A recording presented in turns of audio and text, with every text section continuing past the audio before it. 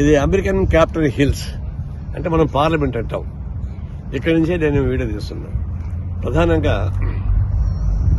ఈ American government ఈ illegal immigrants పేరుతోటి ఈ యువకుల్ని హంట్ చేస్తూ ఉన్నారు. జంతువులు వేటాడినట్టుగా, క్రిమినల్స్ వేటాడినట్టుగా వేటాడుతున్నారు. ఈ ఇల్లీగల్ ఇమిగ్రెంట్స్ మనమేమీ సపోర్ట్ చేయడం లేదు. ట్రంప్ ప్రకటించిన వెంటనే భారతదేశ ప్రభుత్వం ఇల్లీగల్ ఇమిగ్రెంట్స్ మీరు పంపించంటే మేము తీసుకుంటామని చెప్పారు కదా, అప్పుడు చేయలే. మన వాషింగ్టన్కి మోడీ వచ్చారు, ప్రధానమంత్రి.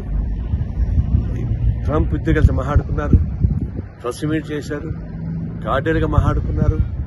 కానీ మసటి రోజు నుంచి మళ్ళా హంట చేయడం మొదలుపెట్టారు. నేను చెప్పేది ఏంటంటే ఇల్లీగల్ ఇమిగ్రెంట్స్ని ప్రాసెస్ ప్రకారం చేయించాలి. వాళ్ళని ఫైన్ మార్నింగ్ వచ్చే వాళ్ళు కాదు. వాళ్ళు డికేట్స్ వచ్చారు. వాళ్ళు పండడానికి కావాల్సిన టైం ఇచ్చి కావాల్సిన చర్యలు తీసుకోకుండా జంతువులు వేటాడితే యువకులు కదా వాళ్ళంతా డిస్టర్బ్ అయిపోతారు. లైఫ్ అంతా డిస్టర్బ్ అయిపోతుంది. ఆ ప్రకారం క్రూరత్వంతో కాకుండా మంచిగా చేయమని చెప్పేసి మేము కోరుతున్నాం.